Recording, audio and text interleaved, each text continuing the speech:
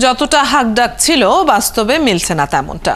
পুরোপুরি অপসারণ হয়েছে দাবি করলেও ঢাকা দক্ষিণ সিটির অলিগলিতে এখনো মিলছে কোরবানির পশুর বর্জ্য। বাসিন্দাদের অভিযোগ, গণমাধ্যমের উপস্থিতি দেখলেই তৎপরতা বাড়ে পরিচ্ছন্নতা কর্মীদের। তবে ঢাকা উত্তরের পরিস্থিতি কিছুটা ভালো বলে জানান নাগরিকরা। বিস্তারিত সৈকত সাদিকের কাছে। সানবিট সব দিবে সামাল। সানবিট ম্যাজিক প্রেস ডিশওয়াশিং এর মাথা ঘোরানো সলিউশন। রাজধানীর কাজী আলাউদ্দিন রোড নগর ভবন থেকে খুব বেশি দূরে নয়। সকাল 10টায় সেখানে গিয়ে দেখা যায় মূল সড়কে পশুর বর্জ্য সহ ময়লার স্তূপ। দুর্গন্ধে মানুষের চলাচলে পোহাতে হচ্ছে ভোগান্তি। পাশেই খাবারের দোকান, ময়লার কাছাকাছি হওয়ায় দোকানে ক্রেতা কম। গন্ধ আসে এবং বিশ্রী লাগে, মানুষ বসতে চায় না, দোকানে ঢুকলে গন্ধ আসে। রাস্তা পারাপারি করার সময় কষ্ট হয় মানুষের দুর্গন্ধের কারণে। আর ওনারা 10টা-11টার সময় গাড়ি আসে লোডিং করে। পেট ফিলাহে গরুর না গন্ধ বেশি। পরিচ্ছন্নতা কর্মীরা জানান, গাড়ি না আসা পর্যন্ত এখানে থাকবে এসব ময়লা।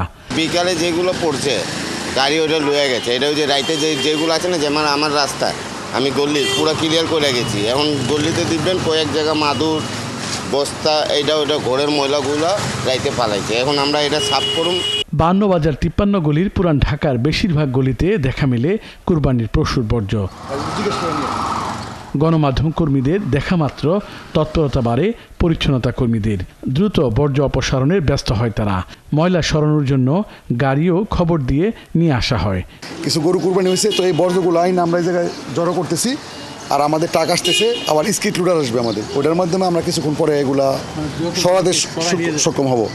অলিগলিতে ব্লিচিং পাউডার ছিটাতে দেখা যায় স্থানীয় বাসিন্দাদের।